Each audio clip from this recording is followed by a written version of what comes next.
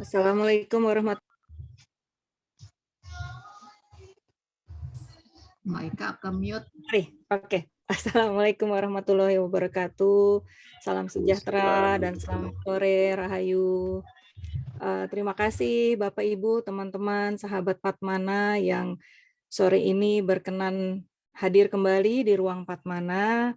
Untuk sore ini kita akan mendiskusikan tentang mengurai kecemasan bersama dengan Gus Chandra. Semoga nanti sesi sore ini kita akan mendapatkan berbagai pencerahan dari Gus Chandra.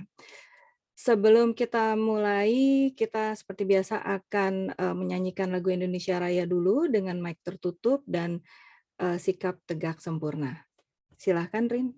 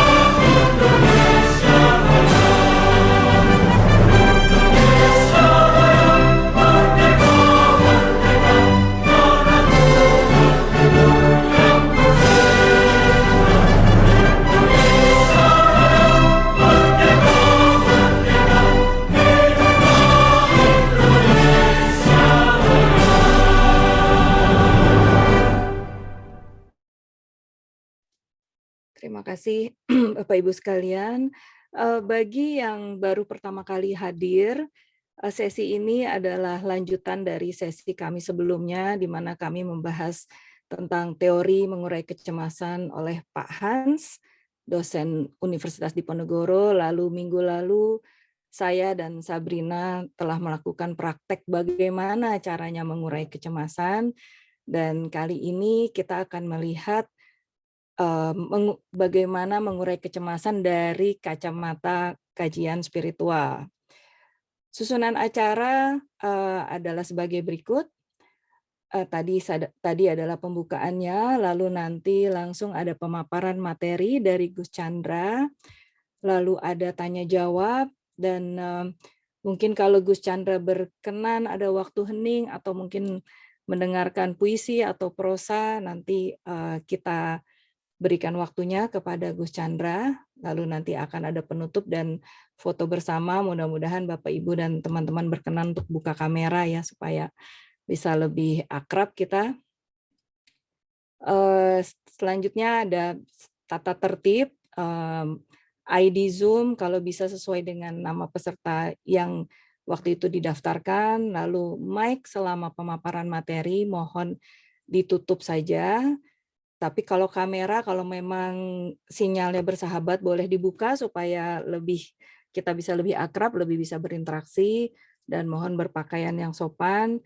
Dan nanti di akhir pemaparan materi ada sesi Q&A yang bisa ditulis di chat atau mungkin bisa raise hand dulu, dan nanti bisa langsung open mic. Sedikit tentang profilnya dari Gus Chandra. Ini profilnya panjang, mohon maaf Gus Chandra, jadi saya agak cut sedikit. Pangeran Chandra Malik adalah Pangeran Sentana dari Keraton Kasunanan Surakarta Hadiningrat pada masa sampean dalem ingkang sinuhun Kangjen Susuhunan Pakebuwono 13. Beliau adalah Wakil Ketua Lembaga Seni dan Budaya Muslimin Indonesia atau LESBUMI pada Pengurus Besar Nahdlatul Ulama atau PBNU.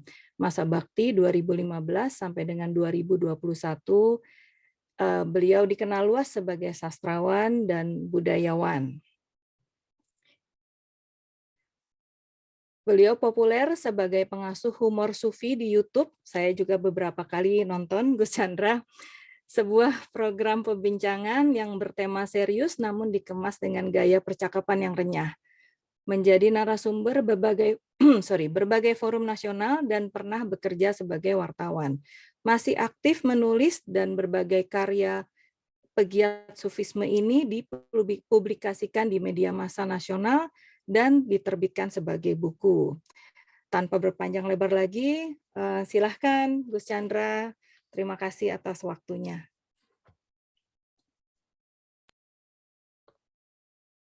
Terima kasih. Assalamualaikum warahmatullahi wabarakatuh. Waalaikumsalam warahmatullahi wabarakatuh. Ya, terima kasih atas waktunya. Saya pikir kita sudah sama dewasa, jadi kalau mau unmute boleh-boleh saja, asalkan tidak lagi menyanyikan lagu Indonesia Raya. Cukup satu kali ya. Alhamdulillah pada akhirnya kesempatan yang saya cemaskan ya, menjadi kenyataan pada sore hari ini. Mbak Putri Timur menghubungi saya sekitar Desember kalau tidak salah, Desember atau akhir November yang lalu. Jangka waktu yang cukup lama bagi saya untuk menunggu hari ini tiba. Dan sesungguhnya bukan dari sejak Desember yang lalu, Mbak Putri, kita mempersiapkan pertemuan pada sore hari ini, tapi kita membutuhkan setidaknya 44 tahun. Ya, mengapa demikian? Karena usia saya 44 tahun. Saya membutuhkan perjalanan kehidupan yang jatuh, bangun, jungkir, balik, pada akhirnya bertemu dengan Mbak Putri Timur, Mbak Sri Eka Suhandini, Mbak Rini, dan teman-teman yang lain. Itu suatu kehormatan yang luar biasa, yang saya mengalami kecemasan demi kecemasan sepanjang hidup saya, sekaligus harapan demi harapan, semoga ini bukan hanya pertemuan yang sekali kemudian dilupakan, namun pertemuan yang abadi yang kemudian kita akan kembali dipertemukan. Amin. Baru kali ini saya agak serius ini. Ya. Mbak Putri meminta saya menyiapkan tulisan. Masya Allah, ini pekerjaan yang berat sekali bagi saya yang sudah sekitar 2 tahun ini tidak menulis sama sekali. Ternyata pandemi memberi keasikan lain bagi saya untuk terus berkeliling, tentu saja setelah vaksin ya. Saya vaksin 1 kali kesempatan pertama, vaksin kedua kesempatan pertama, dan alhamdulillah vaksin ketiga juga kesempatan pertama. Saya merasa itu penting bukan karena saya takut pada COVID-19. Ya, bukan karena saya menyemaskan kematian saya sendiri, tapi saya lebih mencemaskan keluarga saya, anak istri saya, lingkungan saya, walaupun kami sekeluarga sepakat untuk tidak mencemaskan kematian. Kami tiap hari membahas soal kematian, bahkan di atas meja makan. Ya, suatu ketika istri saya bertanya, "Yah, nanti kalau kita mati, kita dikubur di mana?" Ini percakapan makan siang yang menyenangkan ya, yang mungkin bagi orang lain bisa menghilangkan selera. Tapi itulah kenyataan sehari-hari dalam kehidupan rumah tangga kami. Saya kemudian mengatakan, ya sebenarnya ayah sudah menyiapkan tempat untuk kita bersemayam nanti. Tapi di sana, di kaki Gunung Lawu. Ya. Kalau ayah sendiri, ayah yang lebih dulu mati, ayah yang lebih dulu dikuburkan, tentu insya Allah akan baik-baik saja. Ayah sudah bersahabat dengan banyak demit, banyak pocongan, banyak genderuwo di sana ya. Ya, sudah bersahabat. Karena tiap-tiap saya mengeningkan waktu, saya seringkali ke kaki Gunung Lawu. Tapi akan menjadi persoalan kalau ibu duluan. Ibu nggak punya teman di sana, teman-teman ibu banyak di sini. Ya, maka kita perlu berpikir ulang tentang di mana kita akan dimakamkan. Ini percakapan suami istri yang diniatkan tidak hanya menjadi suami istri di dunia, melainkan juga akan insya Allah berpasangan di akhirat. Karena kami sangat percaya bahwa di dalam kehidupan terkandung kematian, dan di dalam kematian terkandung kehidupan. Sering kita mengucapkan perkataan-perkataan yang tentu perlu untuk ditinjau ulang. Dia sudah pergi selamanya. Pergi kemana? Adakah di antara kita yang tahu alamat akhirat? Padahal kita sepakat atau tidak sepakat, suka atau tidak suka, percaya atau tidak percaya, siap atau tidak siap, kita akan mengalami kematian. Namun ternyata sampai detik ini tidak ada pembicaraan mengenai di mana alamat akhirat. Ya. Demikian pula anak-anak membahas soal kematian pun seringkali ketika kami sebelum tidur. Itu percakapan sehari-hari kami. Tidak ada yang perlu ditakutkan. Walaupun sesungguhnya ketakutan itu penting untuk membuat kita berani. Justru dengan mengenali ketakutan kita sendiri, kita bisa mengukur seberapa berani kita menghadapi kenyataan. Do the best for the worst. Lakukan yang terbaik untuk menghadapi yang terburuk. Itu adalah mitigasi yang paling penting dalam kehidupan kita. Mbak Putri memberi sinyalemen bahwa ini kira-kira yang ikut orang-orang pinter-pinter banget, Gus. Waduh, saya bingung sudah. Ya, betul begitu ya, Mbak Putri ya. Sudah mengikuti tahapan-tahapan kelas berjenjang. Wah, ini saya bisa menjelaskan apa lagi ini kira-kira. Nah, tapi yang jelas kita mengalami kecemasan itu bukan sebagai peristiwa baru saja. Kita tidak pernah mengalami kecemasan ya pertama kali. Baru sekarang saya cemas. Enggak. Itu bangunan yang terus-menerus kita pertinggi.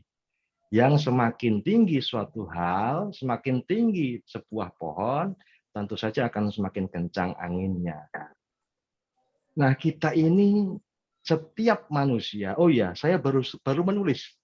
Saya akhirnya bisa memenuhi permintaan Mbak Putri pada sekitar 15 menit yang lalu lah kira-kira ya. Saya baru pulang dari Solo, saya tinggal juga di Depok, ya, sempat tadi tidur sebentar, bangun tidur sudah jam 3 lebih. Waduh, masih ada satu PR yang harus saya cemaskan ini. Ya, saya kemudian berharap. Nah, cemas dan harap ini pasangan. Cemas dan harap itu pasangan, tidak ada orang yang cemas tanpa mengharapkan sesuatu, dan tidak ada orang yang berharap tanpa mencemaskan sesuatu. Maka rasanya kurang adil jika kita membicarakan kecemasan belaka tanpa menyebut-nyebut harapan. Saya tidak tahu apakah cukup mewakili tulisan saya untuk memenuhi permintaan Mbak Putri ini, tapi di situ saya sebutkan bahwa setiap manusia adalah perjumpaan antara kecemasan dan pengharapan yang menyatu menjadi doa. Nah, ini penting. Kita hidup ternyata selalu dengan doa. Bahkan saya pernah bertemu dengan seorang teman baru di Jogja waktu itu yang memilih jalan hidup menjadi seorang ateis.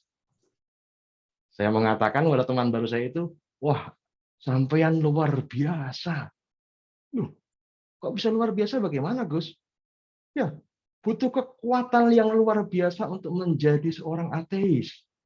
Saya belum mampu, saya bilang. Kok bisa?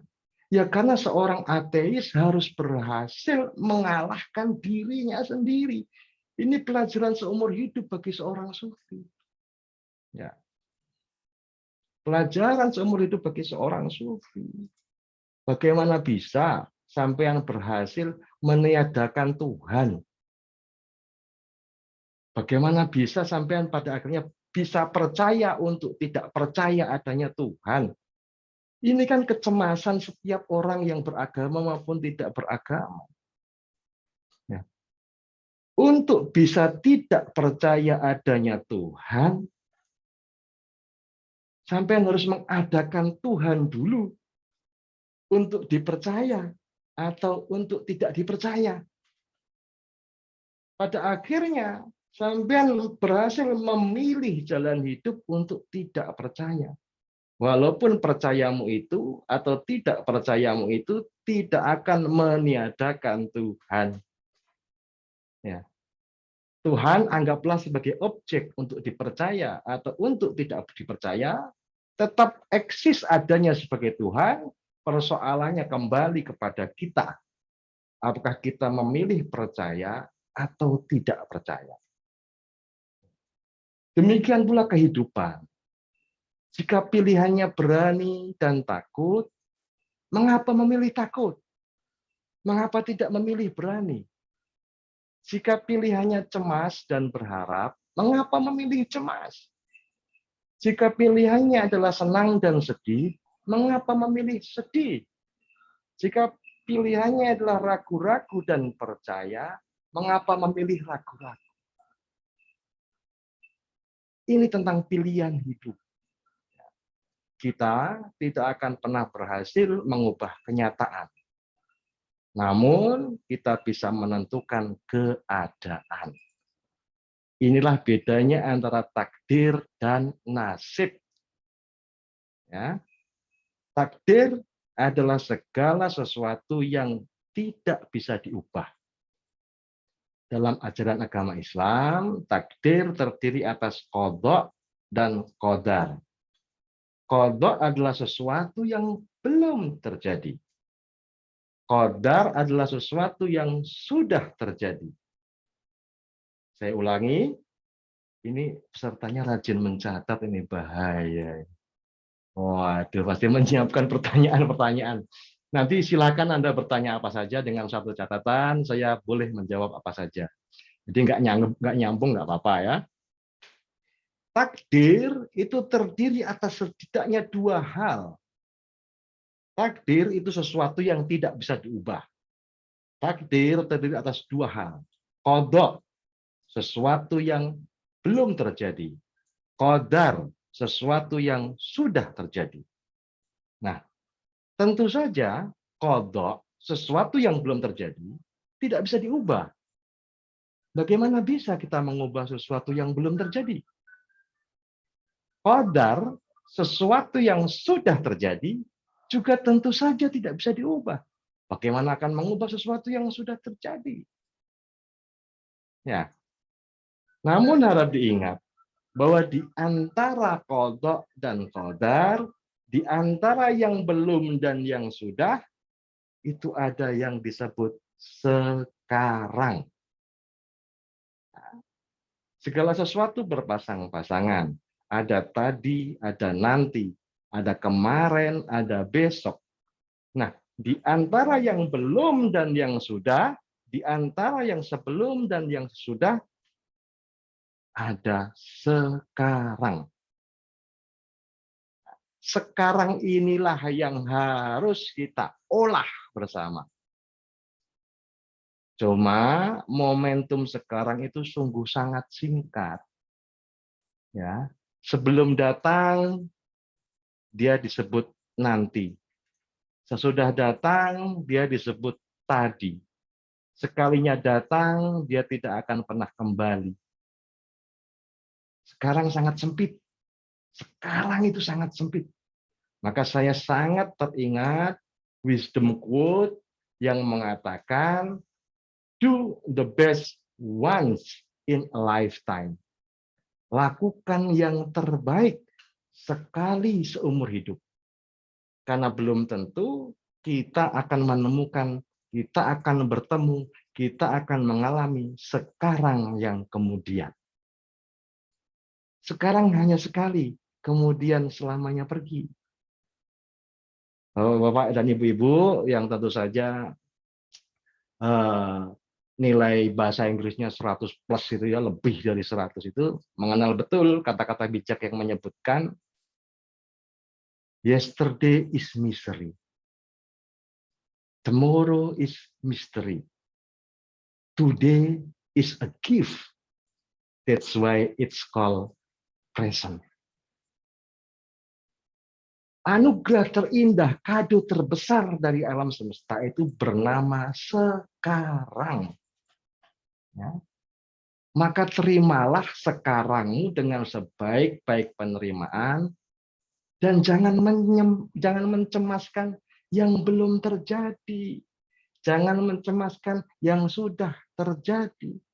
Yang belum biarlah belum, yang sudah biarlah sudah. Terima, sadari, syukuri, dan nikmatilah sekarangmu. Kita hidup berlama-lama dengan andai. Kita hidup berlama-lama dengan angan.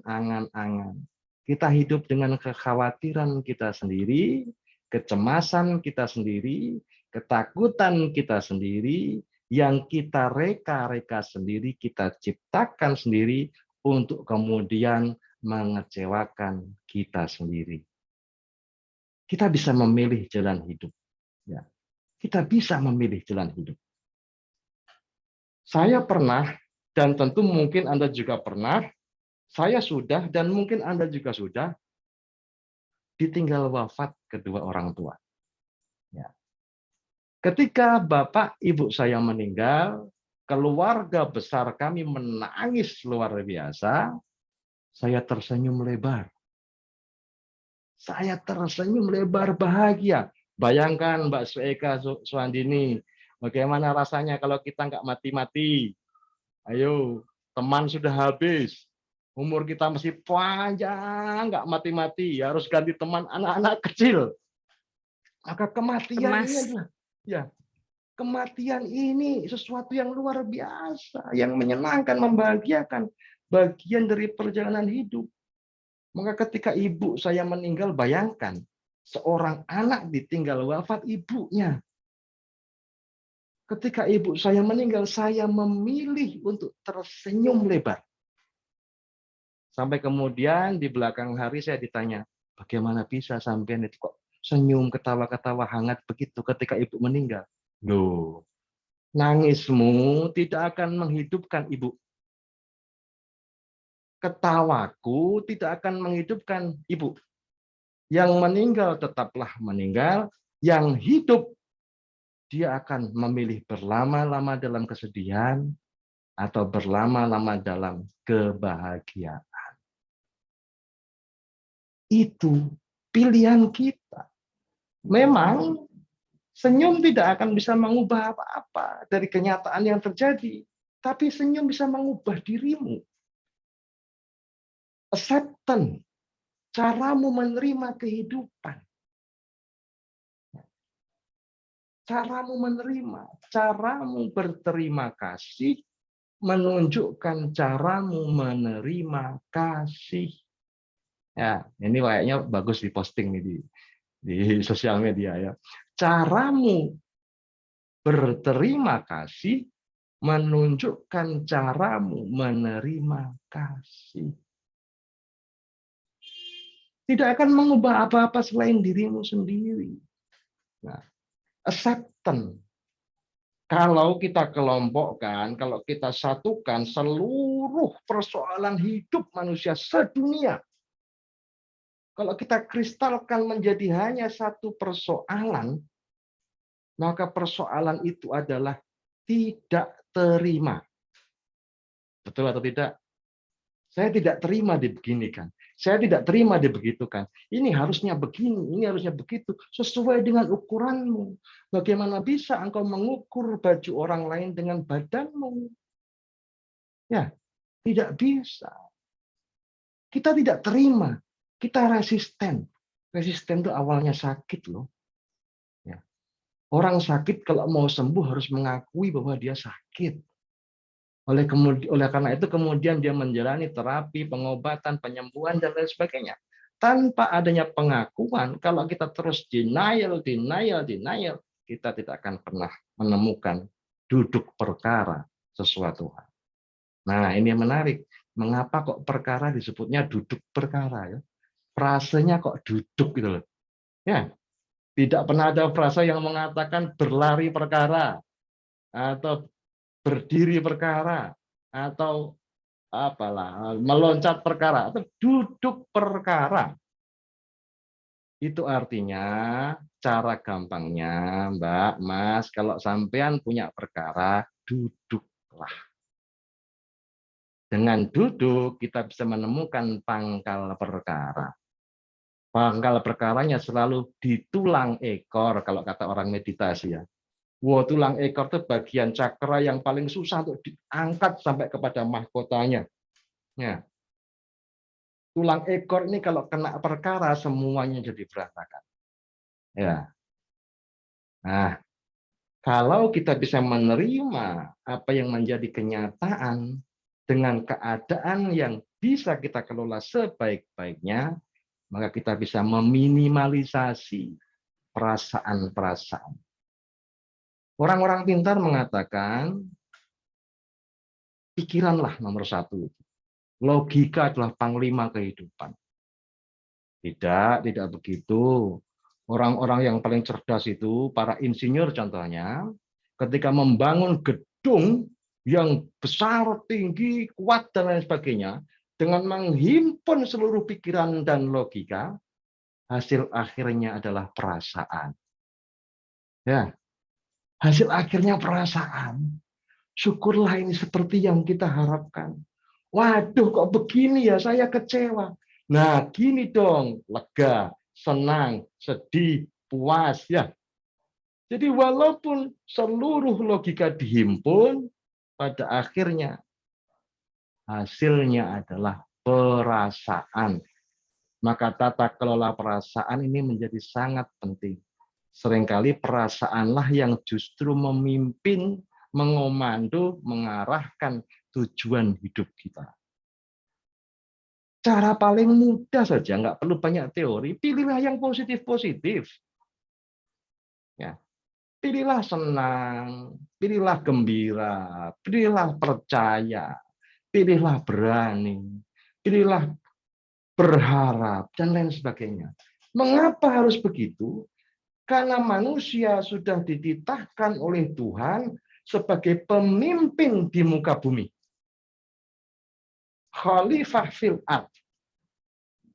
Coba Mbak Putri Timur, ingat baik-baik. Ketika marah, semuanya jadi merah ya Mbak. Semuanya jadi menyala-nyala. Kalau kata orang-orang Jawa, senggol bacok gitu ya. Sekarang ingat baik-baik. Ketika Mbak Putri Timur senang, semuanya menjadi bergairah, semuanya menjadi cerah. Itu mengapa demikian? Karena alam semesta bergantung kepada pemimpinnya, dan pemimpinnya adalah dirimu sendiri. Universe works. Siapa yang membuat universe works? You, yourself. We make universe works. Wih, lihat itu. Itu Mbak Sri Eka marah. Kita harus ikut marah, kata alam semesta. Ayo kita marah sama-sama. Batalionnya ikut, Mbak. Detasemennya ikut. Tuh, bosnya baru kecewa itu. Kita harus kecewa. Tuh, gelap gulita kayak gitu, suntuknya kayak gitu. Kita harus mendung. Alam semesta bekerja sesuai dengan kepemimpinan kita. Kalau kita menghidupkan pemahaman, tuh hidup ini kok berat ya, semuanya akan memberat. Kalau kita rajin tersenyum, tertawa lebar, demikian luasnya alam semesta. Hidup memang berat, tapi bukan itu persoalannya. Persoalannya adalah engkau keberatan atau tidak. Kalau engkau keberatan, maka ringan saja berat. Tapi jika engkau tidak keberatan, maka berat pun baik-baik saja. Apa yang harus dicemaskan? Kecemasan yang bagaimana yang harus diuraikan? Engkau mengenal dirimu sendiri seumur hidupmu. Ya, engkau tidak butuh orang lain untuk mengenal dirimu sendiri. Orang lain tidak lebih mengenal tentang dirimu sendiri dibanding dirimu sendiri mengenal dirimu. Seringkali pangkal-pangkal persoalannya adalah betapa kita tetap saja berusaha membohongi diri kita sendiri. Tuh, nggak akan berhasil.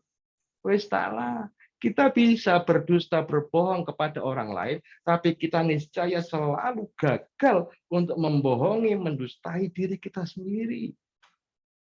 Jujurlah, mulai jujur. Oh, ternyata aku begini. Oh, ternyata aku begitu. Temukan tolok ukurnya pada dirimu sendiri. Hebat loh sampean itu. Ini disebut depan gara-gara sampean di sini. Depan ini. Begitu sampean minger, membalikkan badan, dia jadi belakang. Bayangkan, alam semesta loh itu. Bisa engkau ubah dengan sedemikian cepatnya. Ini disebut kanan karena engkau di kirinya. Ini disebut kiri karena engkau di kanannya.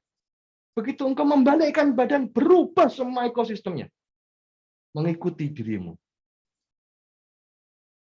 Betapa luar biasanya tiap-tiap manusia. Betapa sewajarnya, sepantasnya Tuhan menempatkan manusia sebagai pemimpin di muka bumi.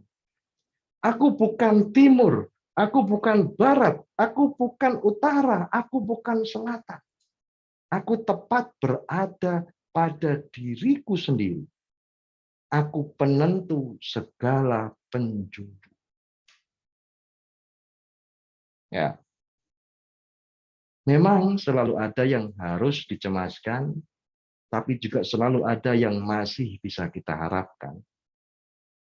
Selalu berpasang-pasangan. Ya, itu kodrati kehidupan. Jadi, ketika Anda mengalami kecemasan, ingatlah baik-baik, masih ada yang bisa diharapkan. Dan seringkali persoalan itu menjadi terasa lebih ringan ketika kita berhasil menertawakan diri kita sendiri. Ya, kok goblok aku yo, tiba-tiba ternyata begini toh. Ada kemarin kok begitu sih. Tertawakan, tertawakan. Ketika engkau berhasil menghabisi dirimu sendiri, orang lain sudah tidak bisa menghabisimu. Udah habis kok. Ya. Nikmati hidup. Kita ini tidak pernah mengalami kerugian apapun dalam kehidupan.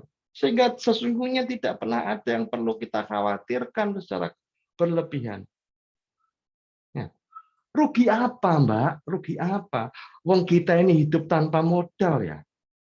Apakah ada manusia yang dilahirkan dengan berusaha? Sampean berusaha apa? Untuk mengada. Sampean berusaha apa untuk menjadi ada? Nggak berusaha apa-apa. Mungkin kalau dalam cara ilmu biologi, ya yang berusaha ayah dan ibu kita lah. Ya, tapi kita tidak berusaha apa-apa untuk ada.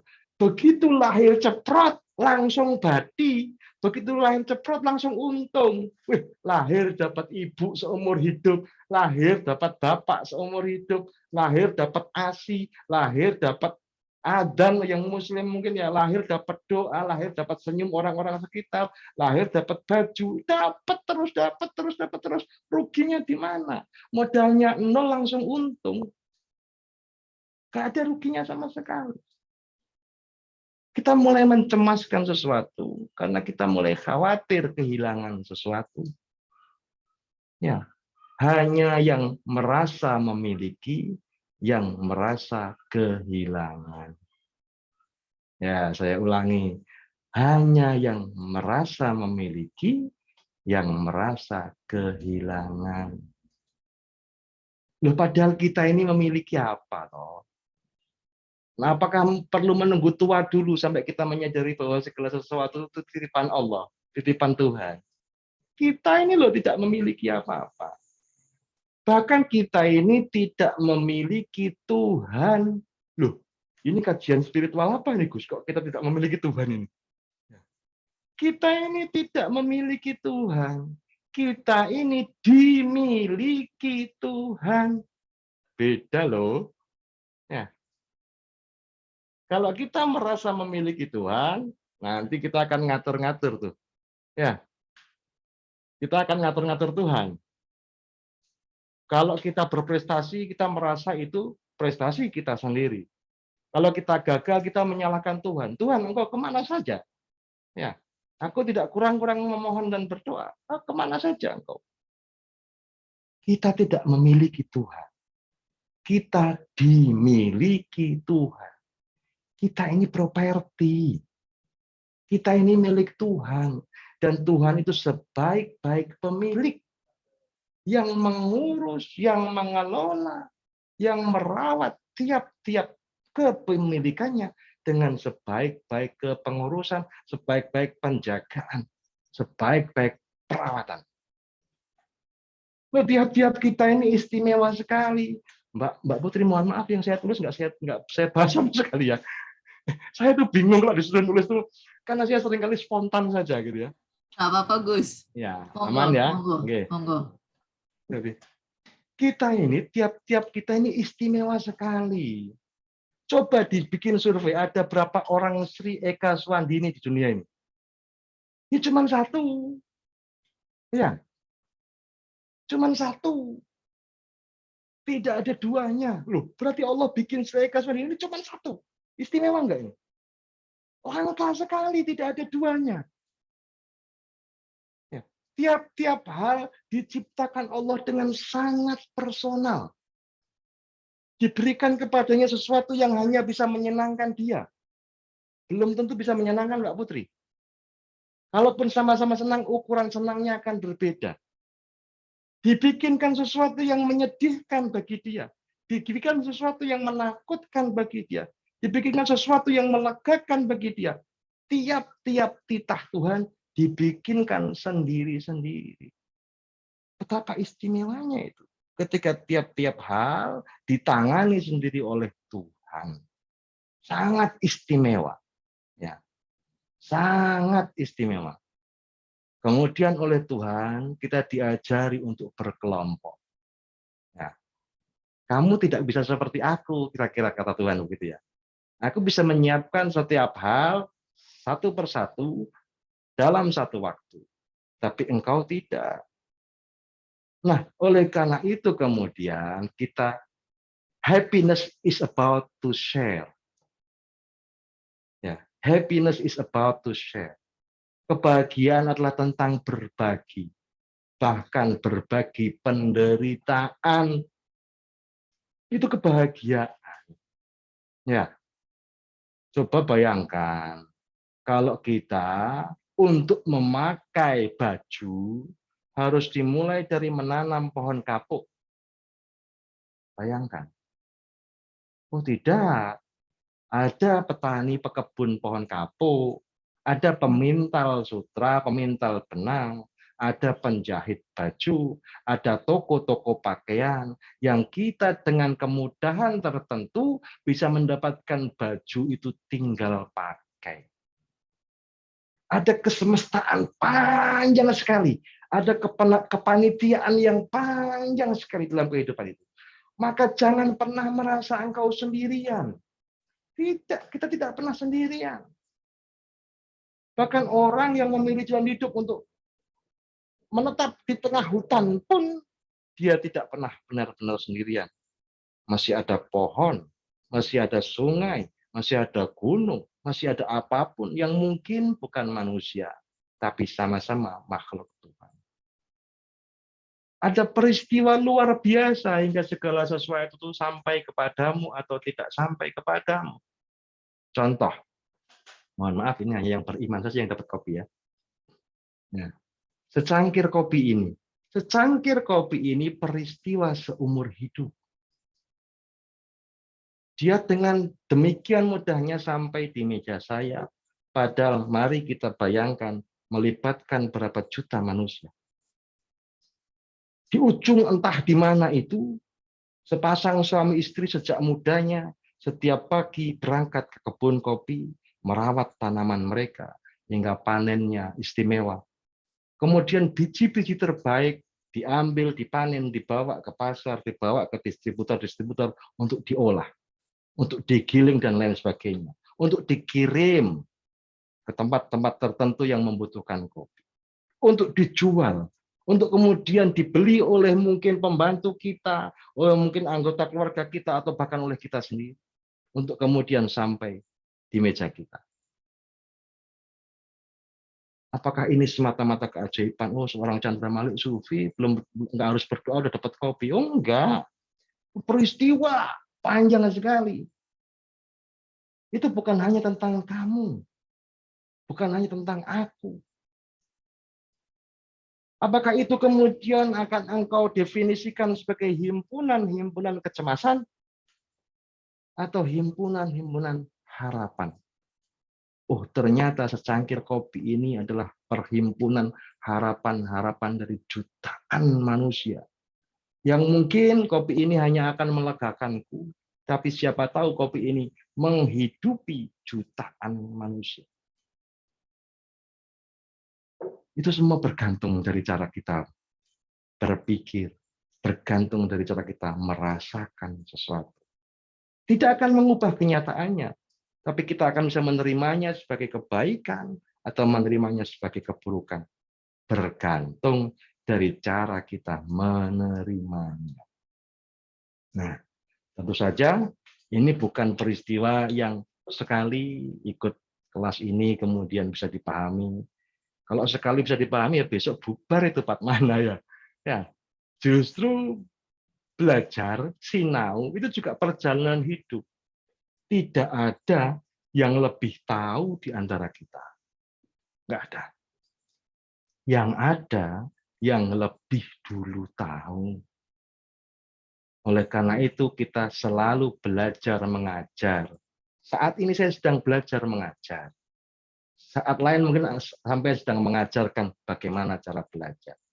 Hanya salin rupa, salin raga saja, tapi semata-mata untuk saling belajar. Di antara kewajiban manusia, yang tiap-tiap kewajiban itu ditentukan waktunya, ada kewajiban yang tidak ditentukan waktunya, karena harus sepanjang waktu, yaitu kewajiban belajar. Oleh karena itu, kalau kita berhenti belajar, sesungguhnya kita berhenti berkarir sebagai manusia. Nah, mengurai kecemasan lagi-lagi bergantung kepada kita bagaimana mengurainya. Sesuatu yang kecil bisa menjadi besar kalau dipupuk, disiram, disinari matahari tiap-tiap hari. Sesuatu yang besar bisa kemudian mengecil pula bergantung dari bagaimana kita mengelolanya. Ada satu ilmu yang sangat menarik dari tokoh sufi Ibnu Arabi yang mengajarkan tentang fihi ma fihi. Di dalamnya apa yang di dalamnya. Di dalam benih terkandung pohon. Di dalam pohon terkandung benih. Kalau dalam obrolan orang-orang lama, duluan mana antara telur sama ayam? Ya. Padahal di dalam ayam terkandung telur. Di dalam telur terkandung ayam. Maka di dalam kecemasan terkandung harapan. Di dalam harapan terkandung kecemasan. Di dalam penderitaan terkandung kebahagiaan. Di dalam kebahagiaan terkandung penderitaan. Tinggal tunggu pecah telurnya saja. Ya harus manusiawi. Namanya manusia ya cemas, ya takut, ya sedih, ya khawatir. Nah, seringkali kan dalam obrolan anak-anak muda itu kita perlu bahu untuk dipeluk ya. Ya, perlu senderan. Nah, sampean akan memilih senderan apa? Akan memilih senderan siapa? Apakah akan bersandar kepada sesuatu yang juga bisa cemas dan khawatir? Dengan bahasa kita akan saling menguatkan. Nah, yang benar kan gitu. Ataukah kita akan memilih bersandar kepada zat yang tidak cemas, tidak takut, tidak khawatir. Siapakah dia? Dia adalah Tuhan. Ya. Dia adalah yang memberi pelukan ketika kita kedinginan, yang memberi keberanian ketika kita ketakutan, yang memberi harapan ketika kita mengalami kecemasan, yang memberi pertolongan ketika kita tidak berdaya, yang memberi kekuatan ketika kita lemah. Dan Tuhan itu tidak jauh. Tidak jauh. Menjauhkan diri dari Tuhan itu terlalu susah, Mbak. Saya sering berkumpul sama teman-teman yang merasa hidupnya sudah rusak atau sengaja merusakkan diri. Mungkin klasifikasinya sudah sampah masyarakat. Saya bilang, kurang adoh, kurang jauh. Ya, menjauhlah lagi sejauh-jauhnya. Itu pun masih kurang jauh. Jangankan Tuhan, nyamuk itu lo masih bisa nemuin kamu.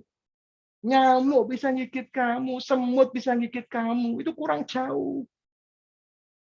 Jangankan Tuhan, malaikat maut itu loh, waktu jadwalnya datang bisa menghabisimu. Maka menjauhkan diri dari Tuhan itu terlalu susah. Mendekatkan diri kepada Tuhan terlalu mudah. Loh, selama ini kata orang kalau sholatnya nggak khusyuk begini begitu, kalau begini begitu, ya itu kan kata orang. Makanya sampean ngundang Chandra Malik ke sini kan gitu ya. Ya. Mendekatkan diri kepada Tuhan itu terlalu mudah. Belum lagi engkau mendekat, Tuhan sudah lebih dekat dari urat leher. Belum lagi engkau mendekat, Tuhan sudah lebih dekat dari urat leher. Tuhan menyertai kita semua. Innallaha ma'ana. Allah bersama kita. Dalam bahasa yang lebih populer di buku-buku itu, la tahzan. Innallaha ma'ana. Jangan bersedih. Jangan khawatir terlalu khawatir. Jangan cemas terlalu cemas. Ada harapan yang maha memberi pengharapan, yang harapannya akan menjadi kenyataan. Ada Tuhan. Innallaha ma'ana. Ya. Mendekatkan diri kepada Allah terlalu mudah. Belum lagi kita mendekat, Tuhan sudah lebih dekat dari urat leher. Nah, sering saya mengulang cerita ini ketika anak saya sulung, Bima, sekarang sudah 15 tahun, pada waktu itu dia 8 tahun, bertanya kepada ayahnya, "Ayah, Tuhan di mana? Di manakah Tuhan?" Nah, mungkin yang sudah cucu nanti harus siap-siap ditanya cucunya, ya. Yang sudah punya putra, putri nanti akan ditanya anak-anaknya. Itu pertanyaan klasik seumur alam semesta. Di mana Tuhan? Dalam bahasa cerita aslinya, di mana Allah?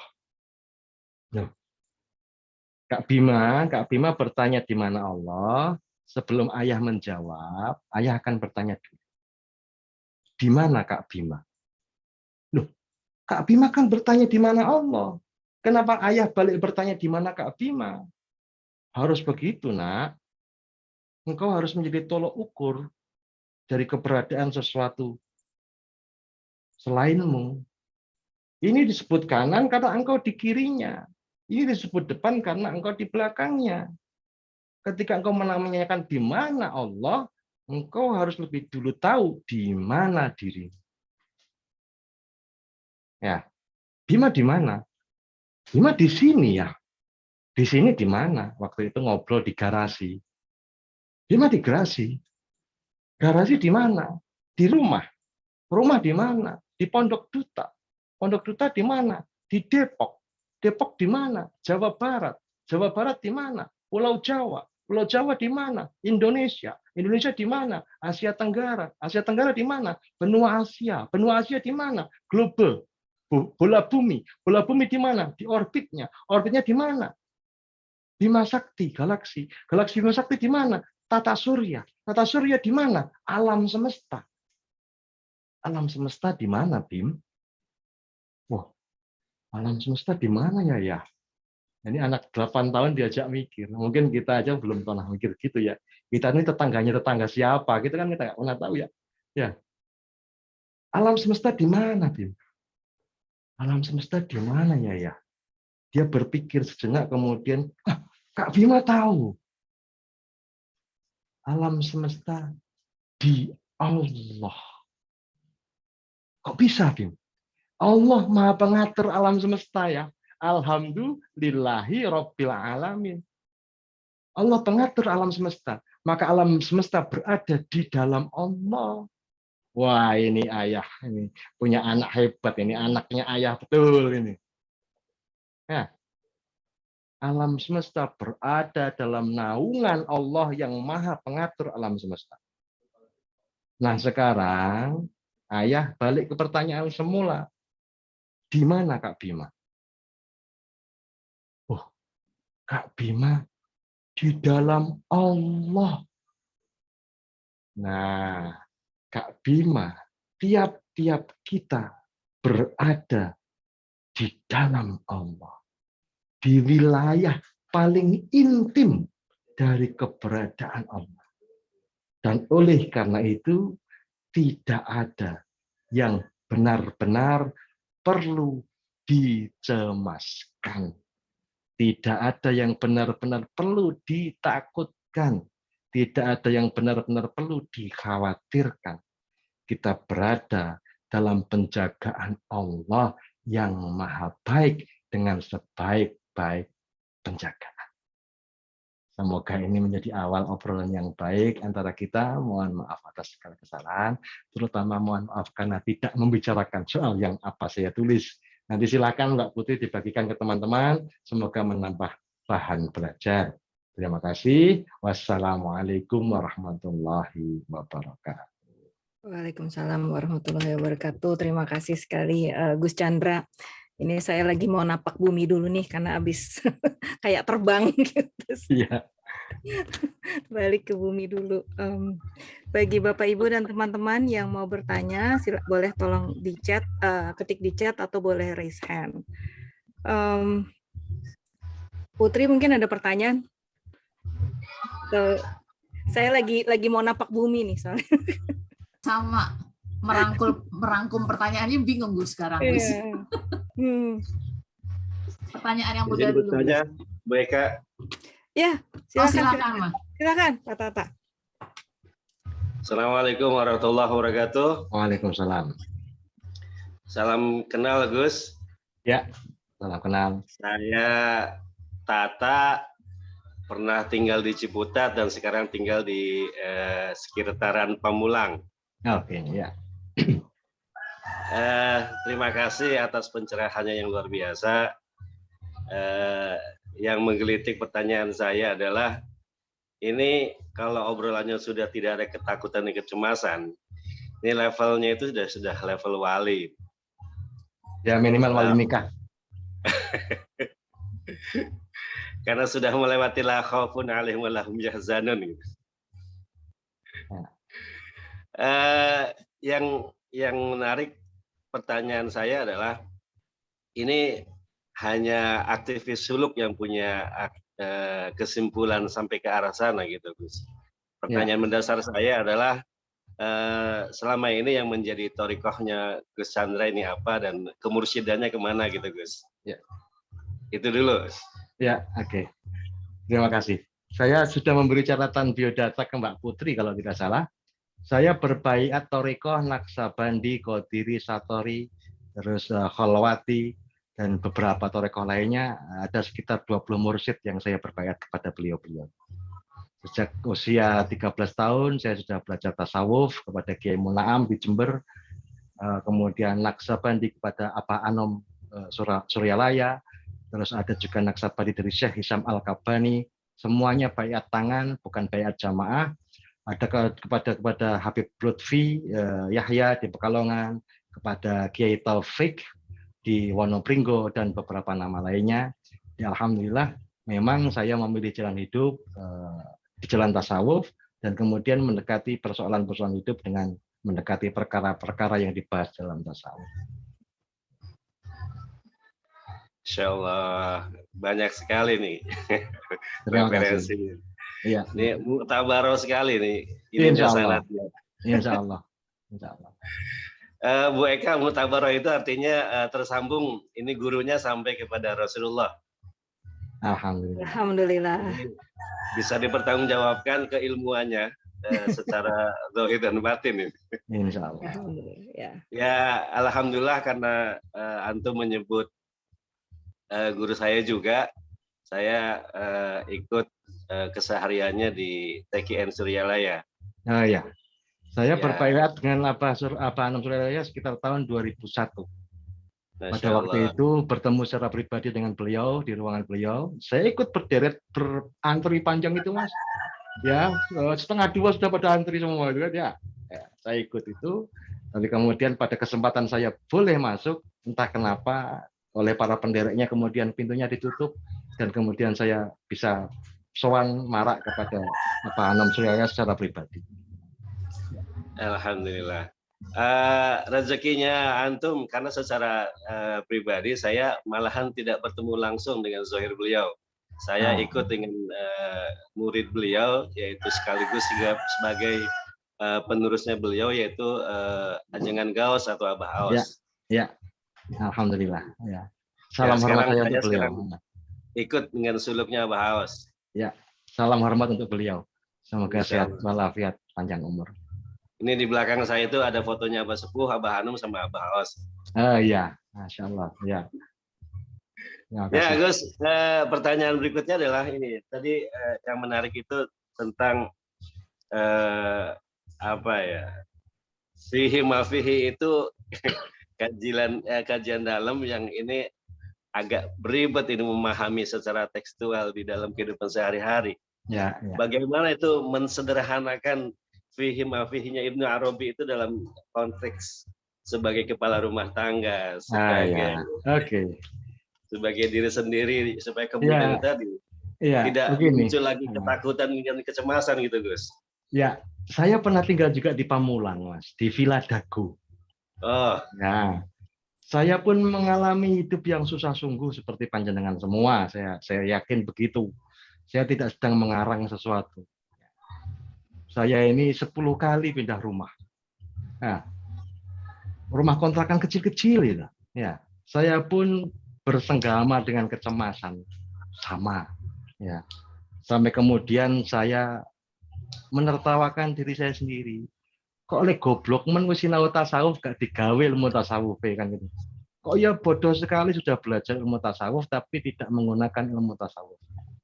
Sampai kemudian Mbak Sreka, Mbak Putri, saya memanggil istri saya dan pada waktu itu 2 anak yang sudah bisa berpikir, Bima dan Manik. Saya mengatakan, mulai hari ini jangan lagi meminta kepada ayah. Loh, protes dong namanya istri.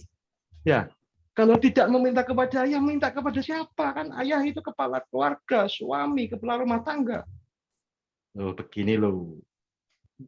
Jangan meminta kepada seseorang yang berusaha saja belum tentu berhasil. Ya, mintalah kepada yang tidak perlu berusaha sudah pasti berhasil. Siapa itu? Allah. Nah, gitu. Maka sejak detik itu kami bersepaham memiliki kesadaran meminta segala sesuatu hanya kepada Allah. Letter luck seperti itu memang kehidupan kami sehari-hari. Ya, besok harus bayar SPP loh segini. Kamu sudah minta kepada Allah atau belum, Bu? Ya, Kak Bima pengen beli laptop ini itu. Sudah minta kepada Allah apa belum? Sudah minta kepada Allah atau belum? Selalu begitu. Mintanya bagaimana ya? Ya enggak tahu, kan kamu yang mau minta, bukan ayah. Saya mempersilahkan tiap-tiap anggota keluarga untuk mendekati Allah dengan pendekatan yang personal, yang pribadi. Tidak menggunakan bahasa yang daki-daki yang kemudian kita tidak pahami. Ya, jadi kalau memang takut, ya Allah aku takut, temani aku. Ya Allah aku tidak berdaya, tolonglah aku. Ya Allah aku kedinginan, hangatkanlah aku, dan seterusnya. Atau bahkan permintaan-permintaan yang spesifik. Ya Allah, aku pengen beli mobil baru. tapi duitnya nggak ada. Engkau yang maha kaya. Mobil segitu harganya itu apa susahnya bagimu ya Allah?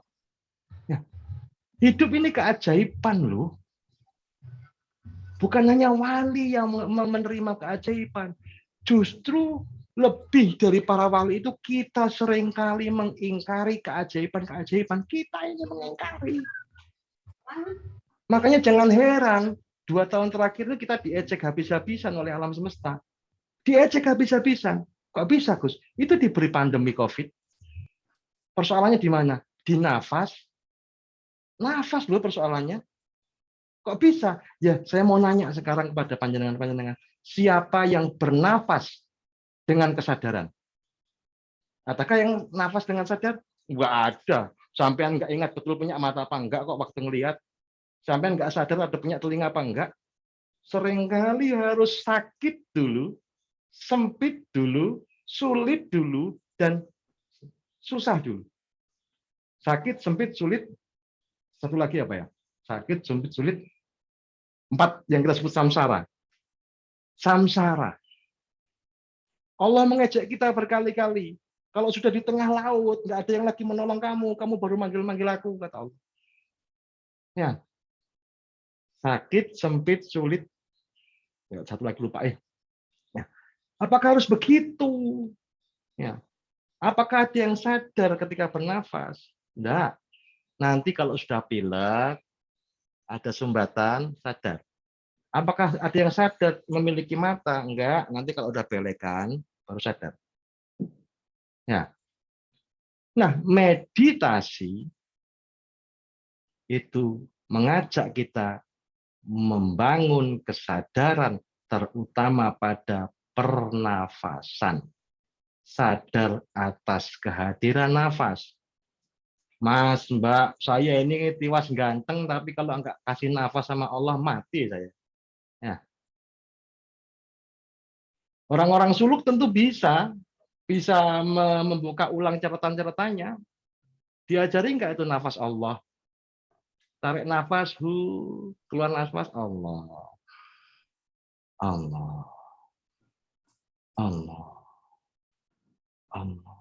Kalau itu dipraktekkan dalam kehidupan sehari-hari, relatif mudah, Mas, untuk ngobrol seperti ini. Karena kita melibatkan Allah dalam seluruh segi bentuk segala sudut kehidupan kita. Bahkan dari dan sejak nafas kita. Allah terus yang kita sambungi. Ya, bahkan di setiap nafas. Oleh karena itu, mari kita menyadari betul keberadaan diri kita, kehadiran diri kita sebagai tolok ukur dari kehidupan.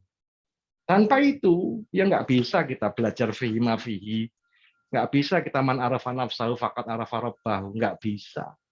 Keberadaanmu sendiri aja engkau tidak tahu. Apakah engkau sangka engkau berdiri karena kakimu? Tidak, tapi karena bumi menjaganya. Disebut gravitasi. Apakah engkau sangka burung terbang karena sayapnya? Oh tidak, karena angkasa menahannya atas kehendak Allah. Maka kemenyatuan, kebersatuan dengan alam semesta, pendekatan-pendekatan kepada mereka menjadi bagian dari kehidupan kita yang sangat penting untuk mengurai kecemasan, untuk membangun harapan, dan lain sebagainya. Kita salah besar kalau menganggap kita hidup sendirian. Tidak. Sebanyak-banyak yang tampak, masih lebih banyak yang tidak tampak. Setuju enggak itu? Ya. Nah, kalau yang tidak tampak ini tidak kita akrabi, mau bagaimana itu? Saya pernah ditanya, ini goib, klenik, katanya, ya. Khurafat, tahayul, bid'ah. Jangan salah. Bisnis goib itu paling gede loh duitnya. Ya, bisnis goib paling gede duitnya. Kalau enggak percaya tanya orang-orang Telkom.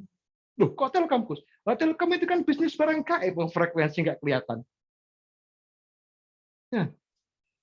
Frekuensi itu harganya miliaran loh, Mas. Kalau nggak percaya sampai coba buka radio. Bikin stasiun radio, beli frekuensi. Miliaran. Dan frekuensi itu barang tidak kelihatan. Barang goib itu frekuensi. Frekuensi, sinyal. Nah, kalau kita bicara soal goib, dengan pendekatan rohaninya, kita nggak klinik, kita tuh manusia modern, sejak dulu sudah ada itu namanya kebatinan itu. Sekarang dibisniskan kan. Coba kita sadari betul, sebanyak-banyak bagian tubuh kita yang tampak ini, masih lebih banyak mana dengan yang tidak tampak? Ayo. Segala sesuatu di bawah permukaan kulit tidak tampak. Dan itu jumlahnya lebih banyak daripada yang tampak. Nah, kita tidak pernah benar-benar merasa perlu melihat yang tidak tampak itu. Kita cukup mengimaninya, percaya saja. Apa buktinya Mas Tata punya jantung? Saya pernah melihatnya, mosok. Ya, paling melihat ronsenannya. Itu kan image, bukan jantung itu sendiri. Ya. Sampai apa buktinya punya paru-paru? Nggak pernah ngelihat paru-parunya. Apa buktinya punya usus? Nggak pernah. Ya, general check up paling menghasilkan itu imaji dari tubuhmu. Tapi kita tidak pernah benar-benar melihat anggota tubuh kita. Kita cukup hanya mengimaninya, percaya. Kalau saya banyak merokok, dada saya sesek. Oh, berarti saya ada tanda-tanda punya paru-paru. Ya. Saya kalau ketemu perempuan cantik, deg-degan. Oh, berarti saya punya tanda-tanda punya jantung. Oh, kalau saya belum makan, lapar. Oh, itu tanda-tanda punya usus. Kita hanya membaca tanda-tanda dari kebesaran Tuhan. Dan kemudian kita menggaulinya dengan cara pergaulan yang paling baik. Ya. Dan cara menggauli dalam pergaulan yang paling baik itulah yang disebut takwa. Ya. Cemas, berharap, takut, berani, itu bagian-bagian dari bahasa pergaulan kita. Dan oleh karena itu, kita membutuhkan paling awal adalah mengenal diri sendiri. Begitu Mbak Eka? Baik, terima kasih Gus Chandra. Tadi Gus Chandra sempat dalam menjawab ke Pak Tata kan tadi awalnya dulu Gus Chandra juga punya banyak kecemasan, tapi saat ini sudah bisa mengatasinya. Nah, boleh dikasih tips nih buat kami-kami yang masih makhluk bumi yang masih setiap hari cemas melulu dari pagi sampai sore gitu. Gimana tuh? Sebenarnya bukan sudah bisa, Mbak, tapi sudah mau. Ya, kita ini kan dilengkapi aneka hal untuk mendukung kehidupan kita, tapi nggak mau pakai. Ya, itu saja. Kita lebih suka menggunakan alat-alat yang kita siapkan sendiri, tapi tidak mau menggunakan alat-alat yang disiapkan oleh Tuhan. Ya. Persoalan mau atau tidak mau kok itu. Kalau bisa nggak bisanya tetap aja nggak bisa. Tidak akan pernah bisa kita. Kenapa? Ya ilmunya ilmu lama, la haula wala quwata, tidak bakal bisa. Ya. Tapi kalau kita mau apa itu, Gus? Mau berserah diri, itu bisa, insya Allah. Nah, seringkali Tuhan itu kan di nomor sekian kan. Ya, kalau kebanyakan ngobrol soal Tuhan nanti disebut lebay lu, apa dikit-dikit Allah kan gitu. Padahal kita harusnya lebay, harusnya jangan dikit-dikit Allah, tapi banyak-banyak Allah, banyak-banyak Allah. Ya. Kalau semakin kita melibatkan Allah, semakin beres kehidupan kita ini. Semakin kita tidak melibatkan Allah, semakin tidak jelas itu. Ya. Kalau dalam bahasa mungkin yang dipahami Pak Tata, bereskan dulu urusan akhiratmu. Niscaya dunia mengikuti. Barang siapa membereskan urusan dunianya, belum tentu urusan dunianya itu beres, dan akhiratnya sudah pasti berantakan. Tapi barang siapa yang membereskan urusan akhiratnya terlebih dahulu, insya Allah urusan akhiratnya itu beres, dan dunia mengikuti. Wah, itu teori, Gus. Prakteknya gimana? Gampang. Prakteknya, segala sesuatu yang sampai perbuat, niatkan lillahi ta'ala. Hanya untuk Tuhan, hanya untuk Allah. Itu tak. Jadi kita pasang niat. Ini mau di share how to-nya Chandra Malik kan ya? Iya, betul. Contoh, istri saya pamit ke mana? Giant, oh ya, di Depok ada Giant dulu, sekarang nggak tahu namanya apa, saya nggak update. Pamit ke Giant, bilang 1 jam. Lewat dari 1 jam, dia baru pulang. Saya tanya, dari mana, Bu? Oh, tadi mampir ke salon ya. Saya marahi loh itu. Bukan karena saya tidak suka dia ke salon merawat diri, tidak. Karena kamu baru saja menyakiti dirimu sendiri. Kamu tidak butuh orang lain untuk menyakiti dirimu, kamu seringkali menyakiti dirimu sendiri. Kok bisa ya? Ada atau tidak tadi, jangan bohong pada dirimu sendiri, ada atau tidak niatmu ke salon. Kalau tidak ada, jangan pernah engkau ke salon tanpa engkau niatkan sebelumnya. Nah, ini masyarakat modern kan sukanya begitu. Ibu-ibu itu kalau belanja nggak perlu bawa catatan aja, bisa lebih dari catatan ya. Ya, bahkan yang dicatat aja mungkin nggak dibeli, ada yang lain-lain. Itu kita baru menyakiti diri kita sendiri loh. Kita baru menghimpun kekecewaan, kecemasan loh. Ya. Kata orang-orang yang kata Rasulullah, innamal a'malu binniyat, segala sesuatu perbuatan berdasarkan niat. Nah, pasang niatnya dari awal. Niat ingsun, niat saya mau ke sana untuk ini, untuk itu karena Allah. Jangan belok-belok. Belok-belok itu awal penyakit-penyakit hati itu. Ya. Loh, Gus, tapi tiba-tiba ada kebutuhan. Niatkan lagi mengubah niat semula. Ya. Saya berniat memperbarui niat. Tapi benar-benar di sini. Jangan spontan tanpa melibatkan kesadaran. Percuma kita belajar kesadaran kalau dalam praktek kehidupan sehari kita melakukan sesuatu atau tidak melakukan sesuatu tanpa kesadaran. Saya niatkan memperbarui niat, saya mau mampir salon. Nggak apa-apa. Ya. Dalam bahasa agama mungkin aja lali bismillah. Ya, jangan lupa bismillah. Sebut nama Allah, libatkan Allah dalam segala sesuatu urusanmu. Itu nanti Mbak, Mas, sampean akan hidup di dalam keajaiban-keajaiban. Apa yang tidak ajaib coba bayangkan. Saya sering ngomong kepada pasangan-pasangan baru. Ini sampean sudah pasangan-pasangan lama nih ya, pengantin-pengantin nget-ngetan ini ya. Ya. Pasangan-pasangan baru saya sering bilang, "Hei, sampean mau nikah?" "Nggih, Gus." "Punya duit berapa sampean? Tahun keberapa sampean bisa punya rumah sendiri?" Ayo pakai logika. Rumah paling murah berapa? 400. Oke, 400. Butuh berapa belas tahun sampean bisa beli? Ayo jujur saja, kan gitu. Butuh berapa belas tahun bisa punya rumah sendiri. Nanti sudah nikah, akhirnya harus ngangsur rumah. Ini kan kecemasan ini sudah. Ya, ngangsur rumah belum beres, istri sudah hamil. Waduh, sudah kecemasan lagi. Nanti lahiran ongkosnya berapa? Nanti akekawan bagaimana? Nanti syukuran bagaimana? Nanti anaknya tumbuh minta mainan bagaimana? Minta TK, minta bagaimana? Akhirnya nggak berani punya anak lebih dari 1. Ya. Belum lagi nanti yang tadinya kemana-mana naik bis, begitu punya pasangan harus kredit motor. Dan lain sebagainya. Jangan disangka Chandra Malik nggak nginjek bumi. Ya. Persoalannya engkau seringkali melangit-langitkan apa yang diucapkan seorang pelaku, gitu. Seorang praktisi. Saya ini praktisi, bukan dosen. Ya. Apa yang saya omongkan itu yang saya lakukan. Maka tidak pernah berhasil dihitung dengan matematika kehidupan ini. Ya. Letakkan matematika, pakai matematika. Gitu. Matematika yang digunakan.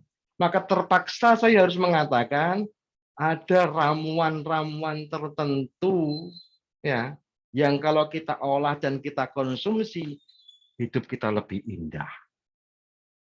Ramuan apa itu, Gus? Ramuan zikir dan doa. Ya. Sampean mau mengikuti kelas meditasi apapun pasti akan diajak oleh pematerinya untuk mengatakan pada dirimu sendiri, aku bahagia, ya, aku bisa, katakan pada dirimu sendiri. Itu kita percayai sebagai ilmu modern. Tapi begitu ada yang mengajarkan, dawamkan, ucapkan atau dalam hati atau dalam perkataan yang lirik, ya Rahman, ya Rahim, ya Rahman, ya Rahim. Kita menyebutnya sebagai, wah itu holy business itu, membisniskan agama. Loh, gimana sih? Memang kenyataannya begitu. Ya. Jadi hidup itu harus penuh kesadaran. Ya, ramuannya apa? Ramuannya zikir dan doa. Nah, kalau sampean mau belajar dari cara apa yang saya lakukan, tarik nafas, keluar nafas, Allah, Allah, Allah. Loh, saya Katolik, Gus, saya Kristen, ya sudah, Allah, Allah. Ya, silakan sadari tiap nafasmu. Kalau perlu jangan bernafas kalau tidak sadar. Loh, suluk kan begitu kerasnya memang. Ya, kemudian temukan keajaibannya. Allah benar-benar terasa hadir, Allah benar-benar tersadari oleh dirimu, itu benar-benar hidup di dalam dirimu, itu kekuatannya luar biasa. Ya.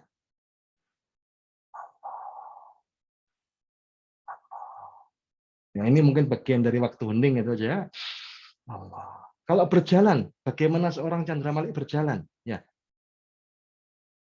Kaki kanan, kalau saya ini ya silakan, kalau tidak diyakini atau tidak digunakan monggo. Kaki kanan itu Rahman. Kaki kiri Rahim. Jadi selama berjalan Rahman, Rahim, Rahman, Rahim, Rahman, Rahim. Kok bulat ruwet, Gus? Ya iya, kalau pengen punya kesadaran ya hidupnya harus dengan kesadaran. Rahman, Rahim, Rahman, Rahim, Rahman, Rahim. Bahkan dalam suluk saya sampai menekankan pada para santri, para salikin, kalau perlu jangan berjalan kalau jalanmu tidak Rahman, Rahim. Ya. Dan seterusnya. Ada cara-cara yang sangat mudah, ya saya mohon maaf kepada yang beragama lain, tapi itu pun bisa disepakati dengan cara Anda sendiri. Apa? Tiap-tiap masuk ruangan, ada atau tidak ada orang di dalamnya, ada atau tidak ada orang yang menyambut salammu, ucapkan salam. Ya. Kalau Anda Muslim, ya Assalamualaikum. Ada atau tidak ada orang? Atau sampean beragama lain, selamat pagi. Atau sampean berkeyakinan lain, rahayu. Ya. Tiap pintu yang tertutup ketika dibuka, di dalamnya ada kehidupan. Ada sistem yang berjalan, sistem kesemestaan. Maka mendoakan satu sama lain, itu sebagaimana kita merawat kehidupan dengan sebaik-baiknya. Loh, ada berapa pintu di rumah saya itu, Gus? Pintu utama, pintu kamar mandi. Selama sampean rajin mengucapkan salam, selama itu pula sampean hidup dalam keselamatan, kesejahteraan. Ucapkan salam, salam, salam. Walaupun dalam hati. Salam, salam, salam. Oh, arek iki apik ya. Arek ini bagus ya. Nggak bisa ngelihat kita tapi mendoakan keselamatan kita. Ya. Katanya nggak kelihatan tuh. Ayo kita bantu ya anak ini, baik hati dia. Setiap kali ke tempat-tempat baru, tempat-tempat asing, tempat-tempat yang mungkin dia tidak kenal, dia selalu rahayu. Rahayu wilujeng, rahayu sagung dumadi, rahayu samya pinanggi, dan seterusnya. Atau Om Swastiastu. Ya. Atau salam kebajikan. Silahkan terus salam, salam. Kita tidak sedang hanya beruluk salam, tapi kita sedang menebarkan salam, ya, menebarkan kekuatan yang luar biasa yang bisa menaungi kehidupan. Maka insya Allah kehidupan kita akan dinaungi oleh keselamatan dan kesejahteraan. Cara-cara itu, Mbak Eka, yang cara-cara spiritual, cara-cara rohani, kerja-kerja tidak tampak, itu yang perlu kita terapkan. Sampean punya utang sampean tidak tampak toh, sampean sembunyikan toh, ya. Sampean punya tagihan, itu aib toh, orang lain nggak boleh tahu toh. Loh kok sampean hanya kerja tampak itu bagaimana ceritanya? Hanya ke kantor, hanya rapat, hanya bertemu kolega, itu kan kerja tampak. Padahal tagihan-tagihan itu tidak tampak. Maka dia membutuhkan kerja tidak tampak untuk menyelesaikan persoalan-persoalan yang tidak tampak. Kerja tidak tampak itu apa? Ya yang mungkin sering kita kenal satu sama lain, meditasi, hening, tafakur mungkin namanya, samadhi mungkin. Saya sangat meyakini samadhi dari asal kata Allahus Somad. Ya, Allah yang kepadanya segala sesuatu bergantung. As-Somad menjadi samad menjadi samadhi. Ya. Jadi ketika kita bersamadhi, kita sedang menggantungkan diri kepada Allah. Akan lebih baik kalau samadhinya tidak hanya mengambil sikap sempurna untuk bersamadhi, tapi memang hidupmu adalah samadhi itu sendiri. Ya. Tafakur. Tafakur selama ini didefinisikan sebagai kegiatan berpikir. Padahal tafakur bukan kegiatan berpikir saja. Justru lebih dari itu, tafakur adalah kegiatan menyingkir-nyingkirkan pikiran. Loh, kok bisa? Loh, ya iyalah, akui saja. Sampean kebanyakan pikiran, toh. Apa-apa dipikirkan, toh. Yang timbul kecemasan, toh. Ya itu perlu tafakur. Pikiran numpuk pikiran itu. Ya. Harus tafakur, harus disingkir-singkirkan pikiran itu sampai kemudian tampaklah kesejatian, tampaklah kemurnian yang selama ini kita tutupi dengan pikiran-pikiran kita sendiri. Contohnya kemuliaan apa yang tertutupi oleh pikiran kita sendiri? Wah, saya tuh sebenarnya pengen jadi guru TK. Wah, itu kan mulia ya. Ini mulia sekali. Tapi ketumpuk pikiranmu sendiri. Tapi guru TK itu berapa gajinya? Bagaimana karirnya? Nanti bagaimana masa depan saya? Nanti kalau saya punya suami, nanti kalau begini, begini. Kemuliaan, kemurnian, cita-cita luhur, pengen jadi guru TK, menjadi tertutupi, tertindih oleh pikiran-pikiran yang kita bangun sendiri, padahal pikiran-pikiran itu menumbuhkan kecemasan. Kalau berhasil kita singkir-singkirkan sampai kita bisa melihat lagi cita-cita luhur kita, ingin jadi guru TK, hidup membismillah niat itu, percayalah bahwa kemuliaan itu akan menyertaimu. Engkau menderita karena engkau menjadi orang lain. Ya. Engkau seringkali menderita karena ingin menjadi seperti orang lain. Mengapa Chandra Malik bisa sedemikian ini mudahnya seperti yang sampean mungkin perkirakan mengatakan hal-hal yang langitan? Enggak, butuh waktu 44 tahun Mas iso ngomong ini Mas. Ya. Apa iya sampean percaya peristiwanya ukhrawi tok 44 tahun? Ya enggak mungkin, aku manusia biasa kok. 44 tahun itu pasti ada lukanya, ada deritanya, ada sedihnya, ada tertipu berkali-kali, ada gagal berkali-kali. Pasti. Ya. Apakah sampean melihat tanda-tanda saya membaca sesuatu selama saya ngomong ini? Kan nggak ada juga, wong saya nggak ngarang. Saya ngomongkan apa yang saya alami saja. Nah, ketika saya pengen jadi seperti Mbak Sri Eka Suwandini, saya butuh berapa tahun untuk menjadi seperti beliau? Sekian puluh tahun. Padahal saya sudah menjadi diri saya sendiri. Maka saya akan memilih tetap terus menjadi diri saya sendiri dan tidak pernah ingin menjadi seperti orang lain. Diri kita ini istimewa kok dengan gagal dan berhasilnya. Ya. Nah, seringkali kita menetapkan ukuran-ukuran yang terlalu idealistis tapi kurang realistis. Nah, mengawinkan antara realistis dengan idealistis itulah yang disebut kearifan. Ya. Kalau dalam bahasanya Pak Tata mungkin arif billah. Arif billah itu orang yang sudah tidak terlalu sering ngutip-ngutip dalil. Kenapa? Ya yang dia omongkan hidupnya sendiri. Jadi kalau masih menemukan itu orang-orang yang ya orang-orang hebat itu yang dalilnya banyak itu, ya begitulah.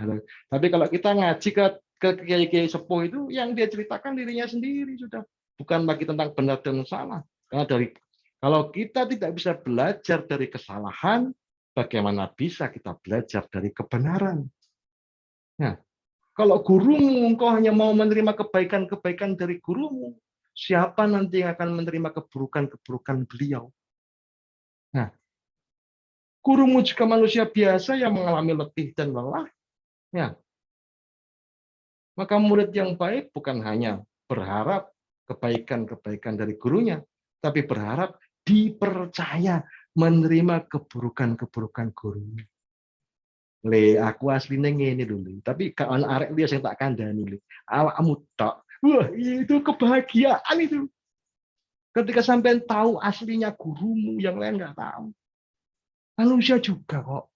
Ya, buktinya beliau juga ngantuk, beliau juga lapar dan lain sebagainya. Beliau juga cemas. Nah, seringkali tapi cemasnya adalah sudah beyond us. Beliau mencemaskan orang lain. Beliau menderita untuk kebahagiaan orang lain. Jadi perasaan-perasaannya sudah naik kelas. Tergantung kepada kita, apakah masih berkutat pada diri kita sendiri terus, dan itu sebenarnya manusiawi saja, atau kita berharap naik kelas menjadi manusia paripurna.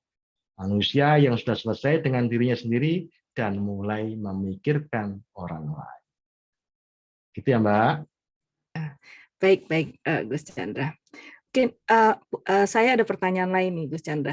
Ya. Dari tadi kan memang Gus Chandra memaparkan bahwa hidup ini penuh dengan dualitas. Di dalam Ya. kematian ada kehidupan, dalam kehidupan ada kematian, yang merasa memiliki pasti kehilangan. Nah, sedangkan dualitas itu kan yang akan memicu kecemasan di dalam diri. Nah, bagaimana tuh Gus Chandra bisa memberikan mungkin tips kepada kami yang masih berkutat di dalam dualitas dan kecemasan ini gitu. Bagaimana Gus Chandra berproses sebagai seorang Gus Chandra gitu. Nah, itu sudah dijawab sendiri oleh Mbak Sri Eka, yaitu dengan cara berproses. Ya. Kita tuh sebenarnya sudah menemukan jawaban-jawaban atas pertanyaan-pertanyaan kita sendiri, tapi tidak menyadarinya. Ini saya cerita saja, mungkin sebagian dari panjenengan sudah kenal atau baru kenal saya sekarang, tapi kalau dicari di Google mungkin ada nama Chandra Malik di situ, ada Kidung Sufi, ya. Di Kidung Sufi itu saya pernah loh konser 11 titik dengan Iwan Fals. Loh, saya ini siapa, tapi saya pernah konser 11 titik sama Iwan Fals. Saya pernah konser dengan Slank, saya pernah konser dengan Gigi, saya pernah konser di Australia, di Jepang dan lain sebagainya. Saya pernah keliling pesantren dan lain sebagainya untuk menyanyi. Padahal saya bukan penyanyi. Itu nanti Pak Tata bingung lagi, kok bisa? Ya itu menjalankan dawai Allah. Loh, dawai Allah lewat mana? Lewat mursyid. Saya diperintah untuk jadi penyanyi padahal saya tidak tahu not balok. Saya tidak bisa main gitar, saya tidak bisa menyanyi, saya tidak bisa apa-apa. Tapi saya segera menyatakan diri bahwa saya tidak bisa apa-apa. Itu loh kadang-kadang yang kita malu. Maunya sok tahu, padahal tidak tahu apa-apa. Mengaku tidak tahu itu loh malu. Kalau saya nggak tahu, ya nggak tahu aja. Kenapa memang? Nggak bisa aja. Kenapa memang? Justru ketika kita mengaku tidak tahu, mengaku tidak bisa, segera menjadi bayi, orang-orang akan berebut menggendong kita. Album saya itu, yang album Kidung Sufi, ada Idris Sardi, Adi MS, ya kemudian ada Iwan Fals juga ada, banyak nama-nama besar, yang semuanya saya bayar 0 rupiah. Kenapa bisa? Karena saya ngomong apa adanya, Mas, Mbak, Pak, saya diperintah untuk menyanyi, untuk dakwah. Ya, saya tidak bisa apa-apa. Tapi saya kok tiba-tiba kata orang-orang itu mengalami laduni. Saya bikin lagu 2 menit jadi. Ya. Lagunya kayak apa? Oh, saya melibatkan Cak Nun, saya melibatkan Gus Mus, saya melibatkan tokoh-tokoh besar tanpa memberi penghormatan yang layak secara nominal.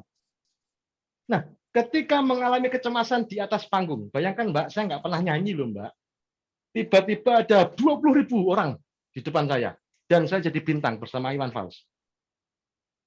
Wah, wes band saya itu yang sudah biasa main itu sampai jongkok-jongkok, sampai kepoyoh-poyoh itu. Gus, ini gimana Gus? Karena yang diteriaki hanya nama Iwan Fals, nggak ada yang kenal Chandra Malik. Iwan gitu. Wah, kira-kira lek Chandra Malik munggah akan dilempari apa itu, ya? Nah, seringkali kecemasan itu di satu titik.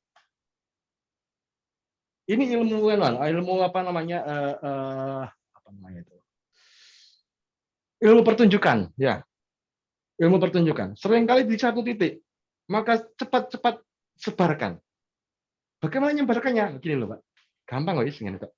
Ya, terus itu. Nanti kecemasan akan menyebar ke seluruh tubuh, tapi dengan varian-varian yang sudah mengecil, yang kemudian meniada.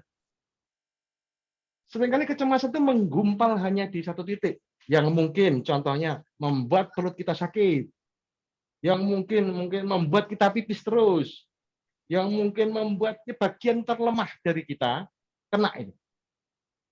Yang mungkin membuat kita gelegean, padahal nggak masuk angin. Yang mungkin membuat tangan kita basah. Ya.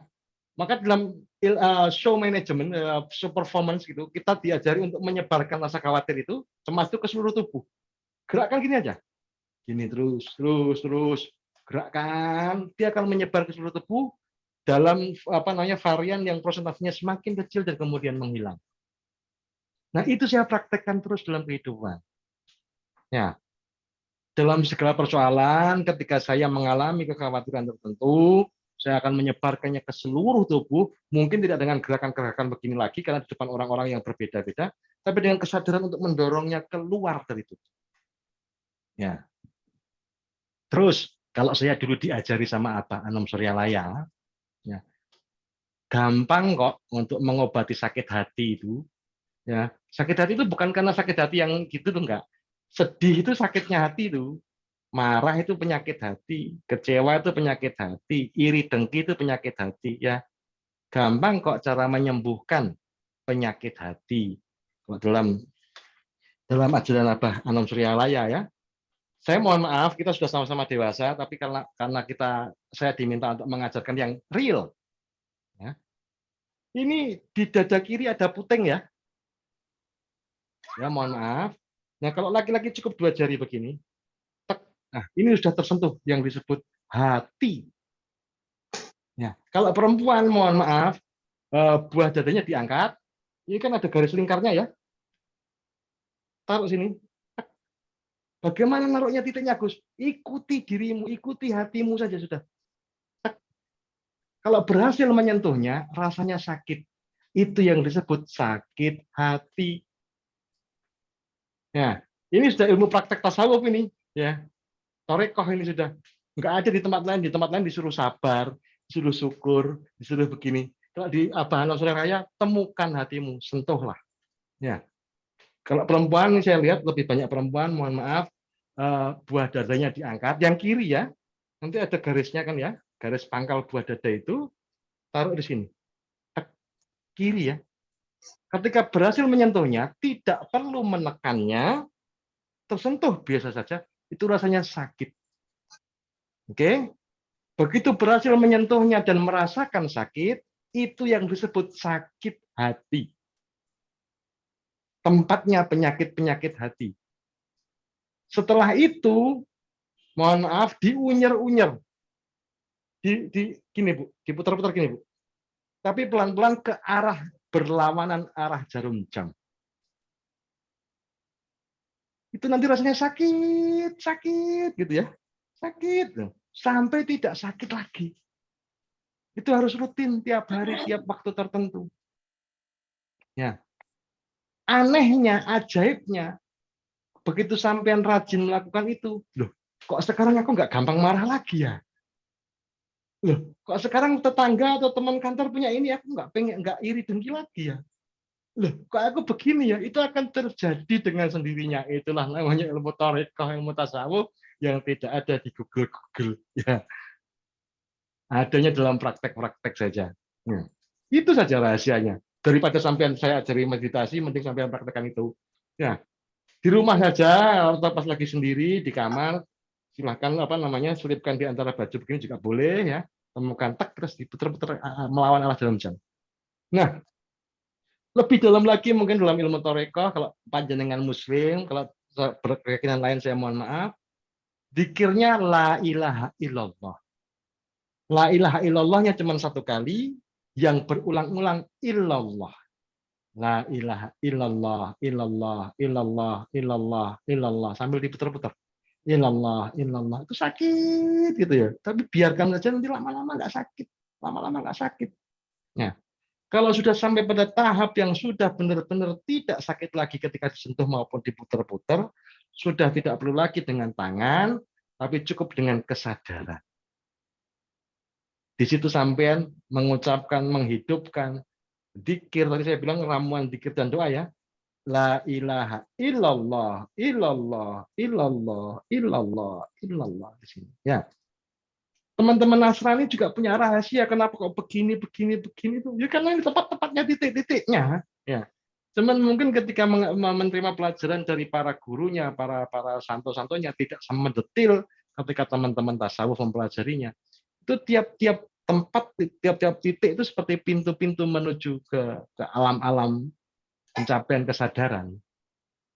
Nah, cukup sore ini belajar tentang titik ilallah itulah dalam bahasa mudanya ya, titik tempat penyakit hati, nanti sampai akan mengalami keajaiban.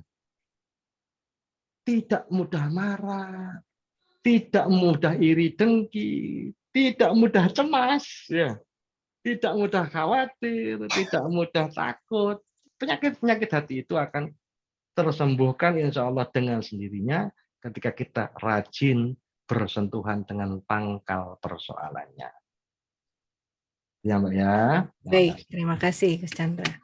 Mbak Putri, ada pertanyaan nggak Mbak Putri? Bu Eka boleh komen? Oh, boleh silakan Pak Tata. Iya, tadi terima kasih sudah mempertegas ajarannya Mbak Anom, Gus. Ya. Ya, itu yang selama ini saya praktekkan setelah ketemu dengan beliau secara keilmuan dan baiatnya gitu. Ya. Bu Eka, yang disampaikan oleh Gus Chandra tadi, yang disentuh itu disebutnya dengan latifah qalbi, latifatul qalbi.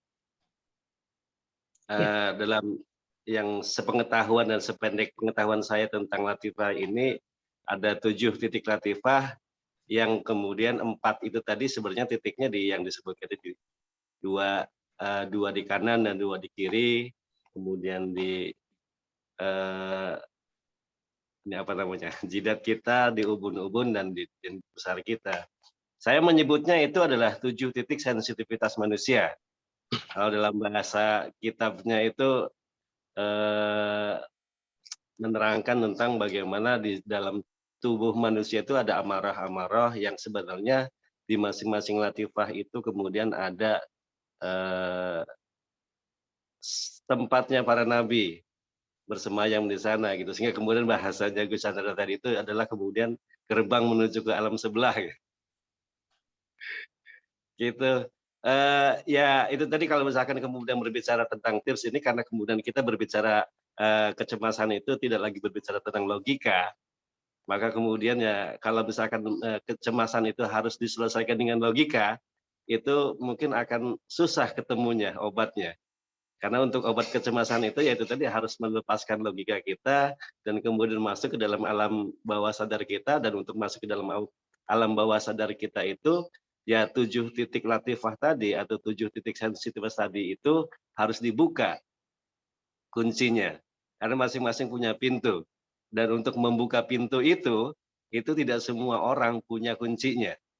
Maka dalam Abah Anom itu ada satu kitabnya beliau yang terkenal, namanya adalah Miftahus Sudur, atau kuncinya atau membuka kunci pembuka dada. Nah, sehingga kemudian kenapa kemudian Gus Chandra tadi menyebutkan ada 1 titik di bawah puting yang sebelah kiri itu, karena disitulah puncak daripada kunci itu. Di sanalah bersemayamnya Allah itu, bersemayamnya Hu itu ya di sana gitu loh. Sehingga kemudian harus ada orang yang bisa membuka kunci-kunci ini. Nah, yang bisa membuka kunci ini adalah para mursyid namanya. Nah, kalau misalkan yang saya pahami, kalau Gus Chandra sudah di tahapan mursyid ini, ya beliau sudah bisa membuka kunci ini gitu. Jadi harus segera berbaiat dengan beliau, gitu. Minta kuncinya sama beliau. Gitu Bu Eka. Baik, Pak Tata. Ya, terima kasih Pak Tata. Mbak Putri kayaknya ada ini. Tadi ada pertanyaan nih. Cuman ini nggak tahu nih, kameranya ditutup. Mbak Putri ada pertanyaan. Mbak Putri ini mungkin pertanyaan terakhir kali ya. Gus Chandra. Sebentar menunggu Mbak Putri. Ya, itu malah Rini. Mbak Putri ditunggu nih pertanyaannya. Mbak Putri, ini Mbak Putri bertanya, mungkin pertanyaan terakhir Mbak Putri. Terus saya nanya yang gampang-gampang aja, Gus. Karena audiens kita banyak teman-teman yang non-Muslim. Jadi saya mau menanyakan dari sudut yang lebih universal. Tadi kan Gus Chandra bilang bahwa kecemasan dan harapan kemudian hubungannya dengan Tuhan gitu.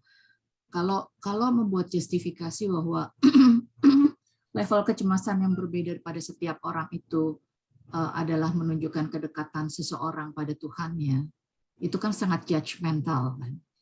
Namun kita tidak bisa menghindari bahwa setiap orang mempunyai kecemasan, level kecemasan yang berbeda-beda pada setiap orang untuk subjek yang sama. Misalnya mencemaskan orang tua yang sudah sepuh, sudah tua dalam masa pandemi seperti ini. Gitu. Setiap orang kecemasannya berbeda-beda. Nah, bagaimana caranya supaya atau anak yang masih atau cucu atau anak yang masih bayi dalam masa pandemi seperti ini yang kemarin sekolah sempat tetap dibuka padahal Omikron sudah naik gitu. Itu kan banyak kecemasan yang tidak bisa dikontrol karena situasinya memang tidak bisa dikontrol. Nah, dengan level kecemasan yang berbeda pada setiap orang meskipun situasinya sama, bagaimana caranya untuk kemudian masing-masing orang ini menyadari, kan sebenarnya kan kembali pada kesadaran, tapi bahwa untuk kembali orang yang cemasnya tinggi sekali untuk kemudian dia bisa membawa kesadaran yang hidup itu paling mudah bagaimana? Jadi at that right moment tuh dia tahu bahwa oh saya sudah cemasnya sudah berkelebihan nih, gimana dia bisa menurunkannya meskipun mungkin dia harus berusaha gitu. Oke. Gini Mbak, apapun itu namanya, baik itu kecemasan, kekhawatiran, ketakutan, atau bahkan keyakinan, keraguan, keberanian, itu sesuatu pandangan. Pandangan kita terhadap sesuatu hal. Nah, pandangan itu meliputi cara pandang, jarak pandang, batas pandang, dan sudut pandang. Itu 4 pilar soko gurunya yang menghasilkan bangunan rumah yang disebut pandangan. Cara pandangnya bagaimana terhadap sesuatu hal? Apakah sudah sesuai dengan yang diperlukan? Seringkali cara pandang seorang kakek nenek berbeda dengan seorang bapak ibu terhadap seorang anak. Seringkali kakek neneknya lebih sayang melampaui sayangnya bapak ibunya kan begitu. Kedudukan dia sebagai kakek nenek itu menjadikan beliau memiliki cara pandang yang khas. Maka ketika beliau itu mengekspresikan kecemasannya, tentu saja atas dasar kedudukannya terhadap hal yang dipandanginya itu. Cara pandang. Yang kedua, jarak pandang. Jarak pandang, kalau kakek nenek berkumpul dengan cucunya, dengan anaknya, mungkin tidak akan secemas ketika anaknya atau cucunya jauh. Cara pandangnya itu menjadi berbeda. Maka kita yang memahami ilmu ini harus memaklumi juga kalau kecemasannya setinggi itu. Karena jarak pandang. Jarak pandang ini menghasilkan, ini terbatasi oleh apa? Batas pandang itu sendiri. Kamu ini mbok telepon, kamu ini mbok WhatsApp, kamu ini mbok video call, pengen dihilangkan batas itu. Tapi mana mau anak-anak sekarang dicek di mana keberadaannya, diminta live location, diminta video call.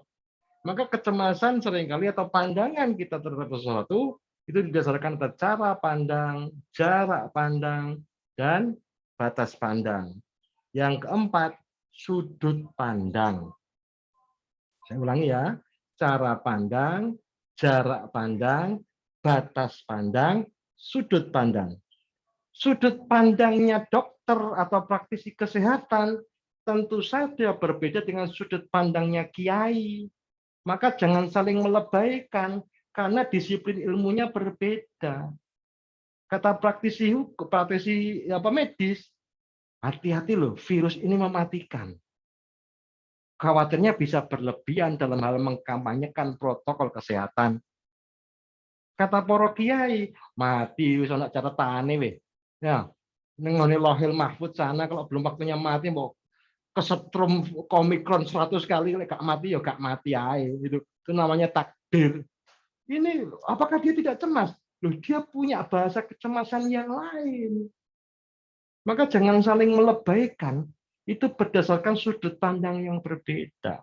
Nah, di antara dokter praktisi kesehatan dengan alim ulama yang hebat tadi secara dalil dan ilmuwan, di tengah-tengahnya ada yang arif billah, orang yang bijaksana.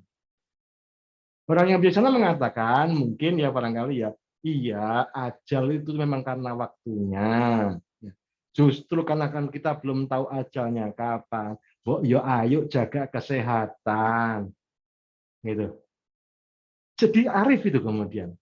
Ingat loh ya, syaratnya mati itu tidak harus sakit. Mati ya mati saja. Ya. Tapi kita tidak pernah mau merepotkan orang lain karena kematian kita.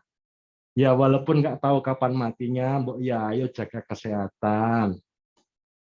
Contohnya kalau di rumah sendiri, di kalangan saya sendiri, saya bilang ke teman-teman, ke santri, ke kiai-kiai muda yang di kalangan saya, iya sampean sakti, iya saya percaya sampean sakti, percaya, nggak mungkin disentup sama virus COVID itu nggak mungkin.